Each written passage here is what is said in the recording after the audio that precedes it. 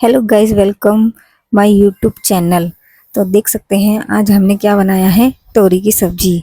तो आप इसे भरवा तोरी भी कह सकते हैं और वैसे भी, लेकिन ये बनती एक ही तरीके से है। चाहे आप इसे भर के बनाइए, चाहे आप इसे काट के बनाइए। तो मैं ना ज़्यादातर इसे काट के ही बनाती है, लंबा लंबा काटती हूँ। तो चलिए इसे बनाने का प्रोसेस शुरू करते हैं।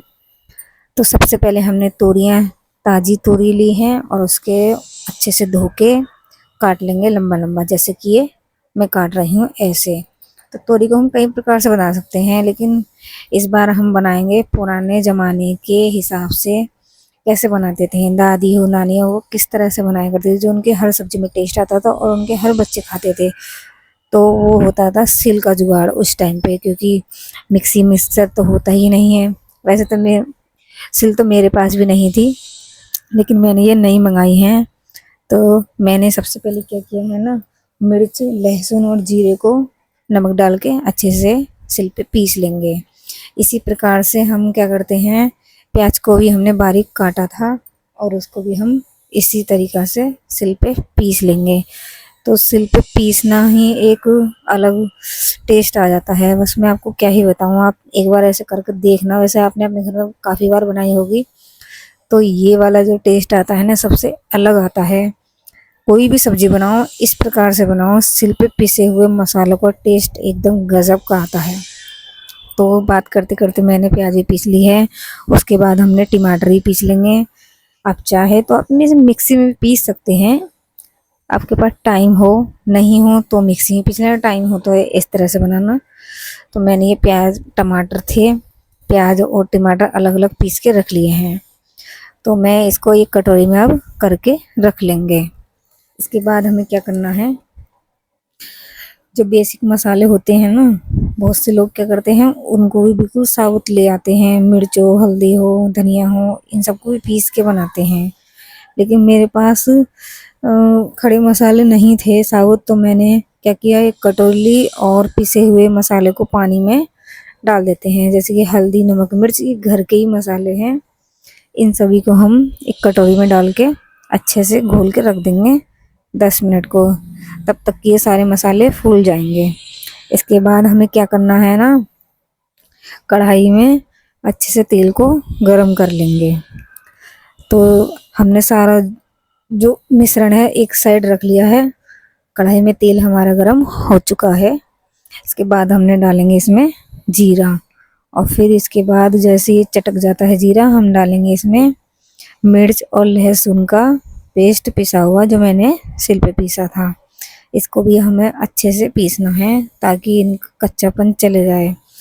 ध्यान रखना, अगर लहसुन कच्चा रह जाता है ना, तो उसमें एक अलग ही स्मेल सी आती है कच्चेपन की, जो मुंह में आती ही रहती है। लेकिन अच्छे से भुन जाए ना, तब इसमें बिल्कुल भी स्मेल नहीं आती। इसके बाद हमारा जो है लहसुन और मिर्च का पेस्ट भुन चुका है अच्छे से। इसके बाद मैंने डाल दी प्याज। प्याज को भी हमें अच्छे से भूनना है, मतलब मसाले हमें इतने अच्छे से भूनने हैं, ज़्यादा जलाने भी नहीं है, बस गोल्डन ब्राउन तक ही भूनने हैं। जब तेल छोड़ दे, सारे मसाले और तेल अलग अलग दिखाई दे, तो समझ जाना हमारा जो है मसाला, प्याज, टमाटर वगैरह सब भून चुके हैं। इसी प्रकार से हम टमाटर को भी अच्छे से भून लेंगे, जब तक कि ये तेल और प्याज टमाटर वगैरह सब रिलीज़ ना कर दे।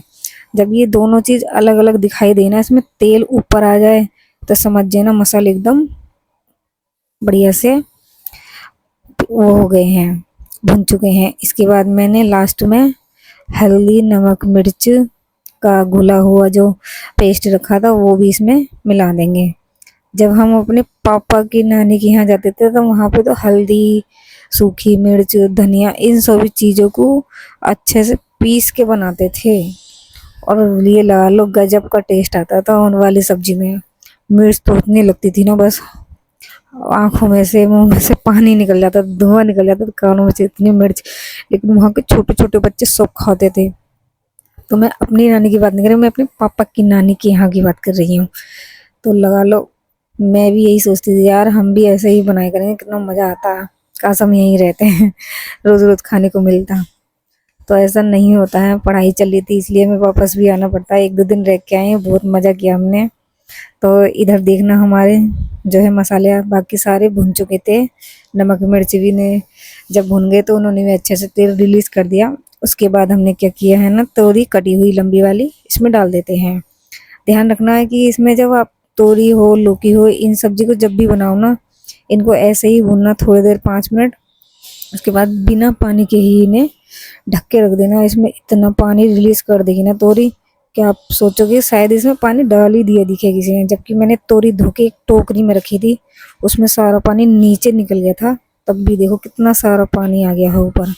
तो देख सकते हैं मेरी जो तोरी की सब्जी है, कम से कम पीस मसाले पीसने में तो टाइम लगता ही है, लेकिन ये तोरी जब मैंने ढक के रखी थी ना, कम से कम सिर्फ 15 मिनट लगे थे इसको बनने में। तो मेरी तोरी की सब्जी बन गई एकदम तैयार है। तो चलिए हमें इसकी कर लेते हैं प्लेटिंग। तो सबसे पहले मैंने ये आपको कटोरी में करके दिखाई है, ये देखिए कितनी अच्छी लग रही थी। तो मैंने कटोरी में इसलिए की क्योंकि मेरी रोटी अभी बनाऊंगी, और ये मैंने कटोरी में करके आपको दिखा दी है। एकदम बढ़िया लग रही थी, यम्मी टेस्टी, बिल्कुल वैसा ही स्वाद आया था इसमें पुराने ज़माने का। लेकिन फिर भी मुझे ऐसा लगा कि कुछ ना कुछ थोड़ी सी कमी रहेगी, क्योंकि बड़े बूढ़ों के हाथों का स्वाद कुछ अलग ही होता है। पर थोड़ा थोड़ा 50% उनका स्वाद आया था इस सब्जी में। नानी की याद आ गई है सच में। क्या कमाल का खाना बनाया करते थे पहले ज़माने के लोग, सिल पे पीस के सारे मसालों को। तो देखिए मैंने अब रोटी बना ली है, रोटी के साथ भी खा सकते हो आप, चाहे तो चावल के, अगर आप दीवाने हो तो चावल के साथ भी खा सकते हो। तो की हमारी ये सब्जी कैसी लगी, लाइक करना, कमेंट करना और शेयर करना, और अपने घर वालों को बनाकर जरूर खिलाना।